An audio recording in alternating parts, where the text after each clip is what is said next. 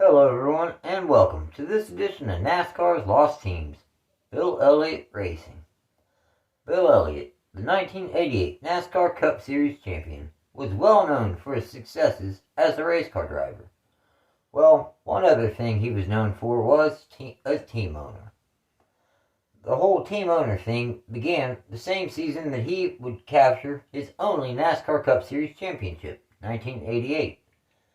In that season, Elliott would make his first two starts as a car owner in the Xfinity Series in a number 9 Ford at both races at Charlotte. His best start was 14th in the fall, and his best finish was 7th in the spring.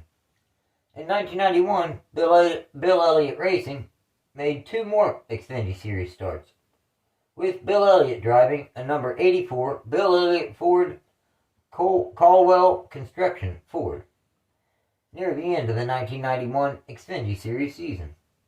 Their best start was 8th, and their best finish was 9th in the fall at Rockingham. Overall, in just two starts, they scored two top 10s. Then, the team made two starts in 1993 when Elliott fielded a number 94 Bosch spark plugs Ford for his nephew, Casey Elliott, with the best finish of 20th. After spending the last few seasons driving for Junior Johnson and Associates, Bill Elliott was ready to become an owner-driver, like several of his contemporaries were also doing at the time. In 1994, a part-time Cup Series team by the name of Elliott-Hardy Racing was a number 44 Bus Fuses Ford. The team's best finish was 9th at Talladega, with Kenny Wallace behind the wheel. That was the only top 10 the team would ever score as a standalone team. For the 1995 NASCAR Cup Series season, Bill Elliott and Charles Harding formed a partnership to form Elliott-Hardy Racing.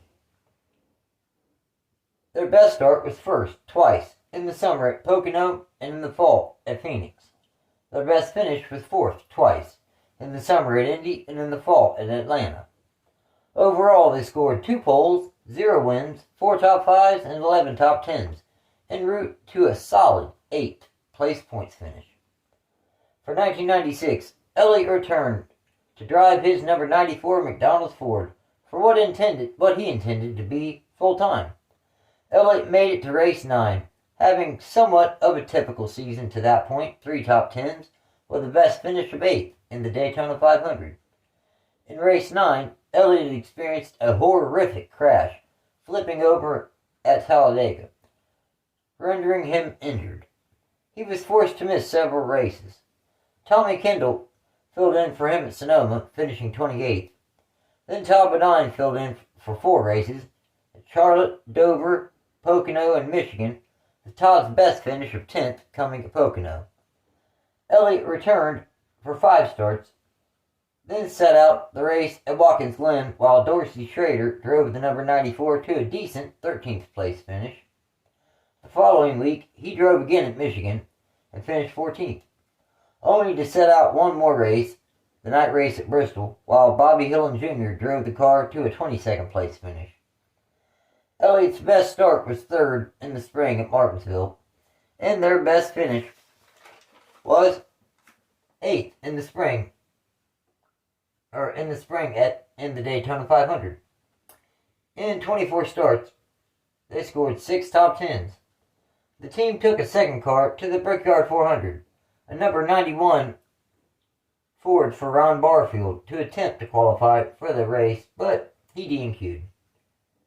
Elliott also fielded a Craftsman Truck Series, number 94 Super 8 Motels Ford for Ron Barfield to drive. It was for a limited schedule, though, of only 7 races, though he did score 3 top 10s. Barfield also made 6 Xfinity Series starts in the team's number 94 New Holland Ford. Their best finish was 11th at Charlotte. Also, sadly, the Elliott family lost Casey Elliott to a form of soft tissue cancer that same year. Following season, in 1997, Bill Elliott had a solid season in his number 94 McDonald's Ford. Their best start was first in the fall at Richmond, and their best finish was second in the spring at Michigan. Overall, the team scored 1 pole, 0 wins, 5 top 5s, and 14 top 10s, on their way to a very solid 8th place points finish. Also in the Cup Series, the Bill Elliott Racing team, yes, as of the middle of 1996, the partnership between Elliott and Hardy dissolved, rebranding the team to Bill Elliott Racing. Anyways, they took a second car back to the Brickyard 400 for a second year in a row to attempt to qualify for the event. Again, it was Ron Barfield behind the wheel of a number 92 New Holland Ford this time. And they qualified, and they finished 22nd. Barfield made just one more start for Elliott in the Craftsman Truck Series at Walt Disney World Speedway, finishing 8th. Elliott would make one start also at Las Vegas in a number 94 Team ASC Racing Ford, but finished 31st following engine issues. Even after the solid at the end of the 1997 season, Mike Beam had been serving as his crew chief, and honestly doing a pretty solid job. Barfield attempted 19 races in the Xfinity Series, qualifying for 15 of them, in a number 94 New Holland Ford. Their best finish was 9th twice, in the spring at Richmond and Talladega. At the conclusion of the season, Barfield and Elliott parted ways. And Bill Elliott Racing hired a new crew chief in Joe Garone. The team's stats fell way off, though. Their best start was 4th twice, in the spring at Las Vegas, then in the fall at Phoenix. Their best finish was 6th twice, in the spring at Rockingham and Michigan. Sadly, due to the fact that Bill Elliott's father passed away, Elliott wasn't able to drive in the fall race at Dover, so the team had rookie Matt Kenseth fill in for Elliott in that race. It was Kenseth's first Cup Series start, and boy, did he show the NASCAR world why he belonged in NASCAR. He finished 6th. An incredible debut. He was in the top 10 all day. Overall, the team scored 6 top 10s and finished 18th in final Cup Series points. Then, there was the second team car that ran under the name Elliott Marino Racing, a number 13 First Plus Financial Ford, driven by Jerry Nadeau. He intended on running the full-time schedule, but after poor results and a couple DNQs, Nadeau was released. Nadeau's best start was 2nd at Sonoma, and his best finish was 21st twice, in the Daytona 500 and in the summer at Pocono.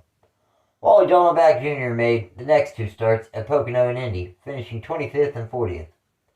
Tom Hubert made 1 start at Watkins Glen, finishing 36th.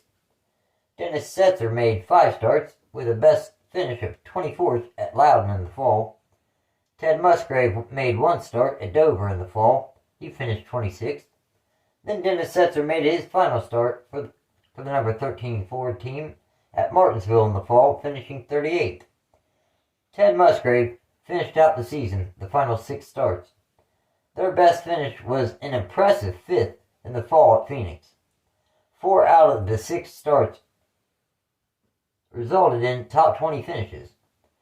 Overall, between all the drivers, they scored 1 top 5, 1 top 10, and 4 top 20s. They finished 38th in owner points. Dennis Setzer made 1 start at Talladega in a number 89 McRib Ford, finishing 19th. The next season, in 1999, Bill Elliott Racing changed crew chiefs 3 times.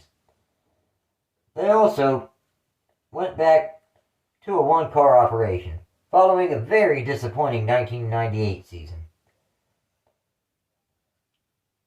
Their best start was 4th in the summer at Pocono, and their best finish was 5th in the summer at Loudon. Overall, they scored 1 top 5 and 2 top 10s on their way to a disappointing 21st in final points. Now, Dick Trickle did attempt to qualify that number 13 for the Daytona 500, but he did DNQ, and that would be that number 13's final attempt. The team hired a new crew chief, Mike Ford, for the 2000 season. Bill Elliott Racing ended up having a somewhat competitive season, especially being a single-car team surrounded by multi-car operations. That number 94 McDonald's Ford had a best start of second 3 times at both Talladega races and in the spring at Dover. Their best finish was third twice in the Daytona 500 and in the summer at the Brickyard 400 at Indianapolis. At race 22 in Michigan, Elliott got in a really hard crash, forcing him to miss 2 races, Bristol and Darlington, and David Green would fill in for him.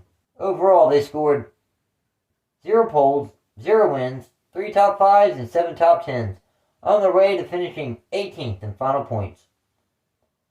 At the conclusion of the 2000 NASCAR Cup Series season, Bill Elliott sold his equipment to former championship crew chief Ray Evernham, and joined him to start his Dodge team in 2001.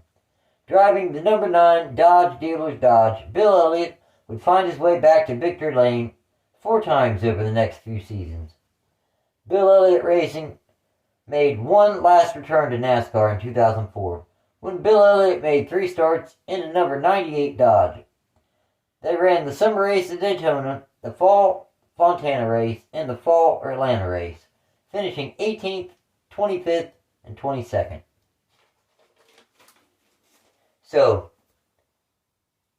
no, Bill Elliott Racing never did make it to victory lane, but honestly really were a competitive team.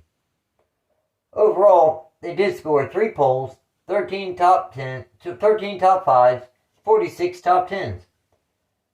And their best points finish was 8th twice in 1995 and 1997. And they existed as a full-time team from 1995 through 2000.